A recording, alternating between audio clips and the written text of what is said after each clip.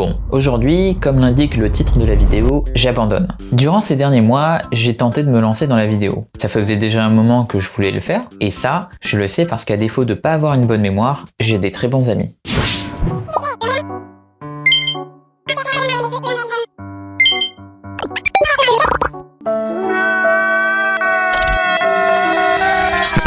Ans où je me suis pas lancé et j'avoue je le regrette un peu parce que c'est du temps que j'ai perdu, j'aurais pu tester et aujourd'hui je serais très certainement meilleur que je ne le suis actuellement. Alors il y a un moment je me suis dit il fallait peut-être que je m'y mette pour de vrai. Ok, au début je savais pas trop par quoi commencer. Du coup j'ai regardé ce qui se faisait sur YouTube et j'ai vite remarqué qu'il y avait quand même plusieurs thématiques et mots-clés qui ressortaient. À savoir storytelling, erreurs à éviter, business, habitude, comment être milliardaire. Et du coup j'avoue j'ai trouvé un petit peu tous ces discours de gourous d'internet très intéressant parce que ça part d'une bonne volonté qui est d'aider les gens et donner des conseils de réussite sur comment finalement devenir une meilleure version de soi-même. C'est bien joli tout ça, mais en attendant, moi j'avais toujours aucune idée de vidéo à faire. Alors du coup, j'ai réfléchi.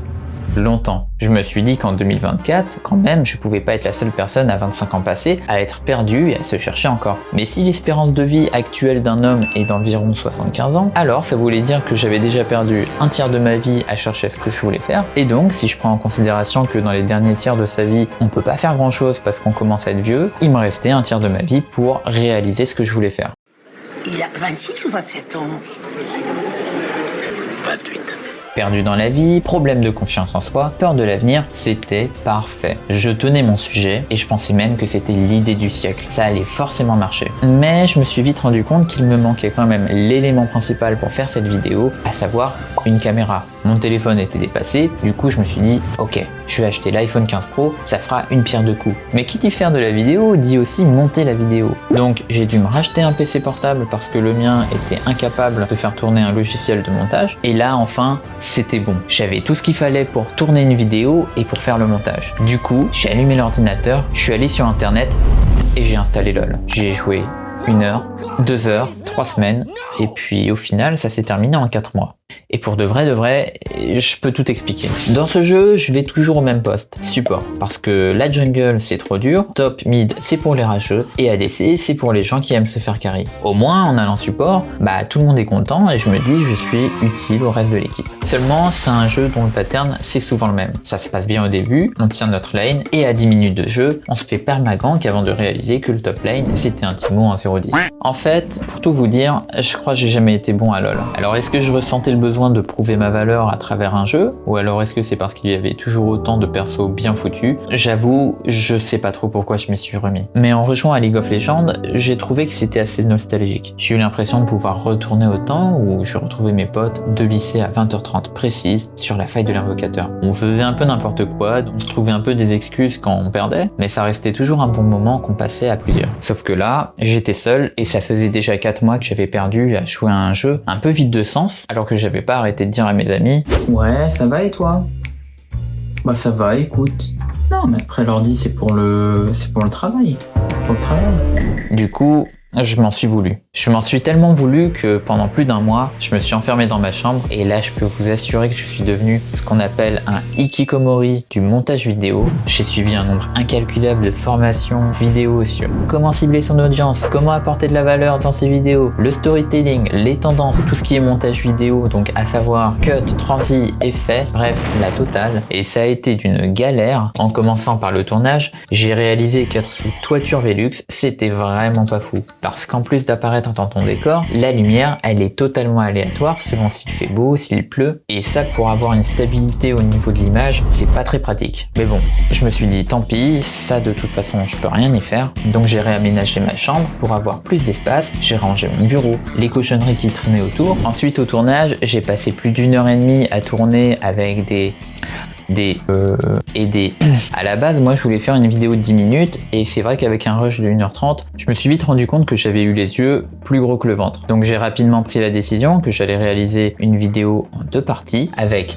la première partie qui a duré 7 minutes. C'était moche, mal tourné, mal monté, le son était de mauvaise qualité et donc chiant à regarder. Pour la deuxième partie, j'ai refait le tournage. Je voulais que ce soit parfait, que ça soit intéressant à regarder et que le son soit de bonne qualité. Résultat, ça m'a pris 3 heures. Soit 2 fois plus de temps pour 2 fois moins de contenu. Et encore une fois, du coup, j'avais eu les yeux plus gros que le ventre. Mais je me suis dit, attends, je peux pas tomber 2 fois dans le même panneau, même si c'était déjà à moitié fait. Et du coup, j'ai gardé uniquement les meilleures parties, je les ai condensées et j'ai jeté le reste. Je suis passé de 2h35 de vidéo à 3 minutes et j'ai mis toute mon âme dans le montage. Le résultat était toujours pas fou, mais au moins c'était un peu mieux que la première vidéo. Donc super, j'avais fait ma deuxième vidéo, j'étais trop content. Seulement, en faisant un petit bilan donc du mois passé, même des mois passés, je me suis rendu compte des points suivants. Premièrement, j'ai souvent vu les choses beaucoup trop en grand. J'ai pas pris en considération que j'étais seul, que j'étais en plus débutant en montage vidéo et que je pouvais pas gérer de grands projets. Ensuite, en parlant d'être seul, j'avoue que j'ai complètement délaissé l'aspect social au quotidien.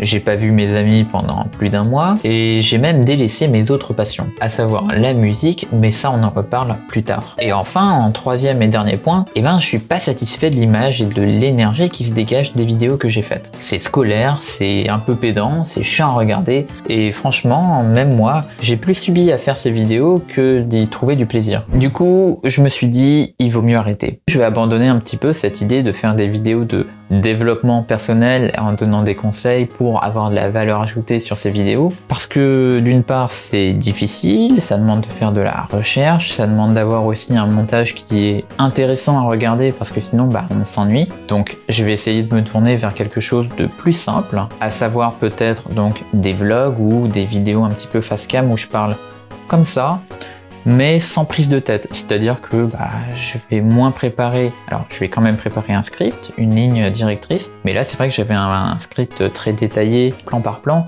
d'où le côté un petit peu scolaire, pas vivant, et ça c'est pas intéressant à regarder. Et en dernier point, je vais essayer de raccorder ça un petit peu plus à mes passions, à savoir la musique. En fait, j'ai un vilain défaut, comme beaucoup de personnes, et j'ai une tendance à m'éparpiller dans ce que je veux faire, et également ce que je fais au quotidien. Une de mes passions étant la musique, c'est quelque chose qui demande de s'investir quand même à 100%, voire 200%. Ça sera pas possible de faire diverses thématiques et de la vidéo en même temps tout en travaillant la musique. Donc finalement, j'ai décidé de regrouper tout ça sous une seule et même bannière. En tout cas, voilà, j'espère que cette petite vidéo, elle aura plu quand même. Et moi, je vous retrouve à dans 2 semaines, à dans 1 mois au grand maximum avec du contenu nouveau.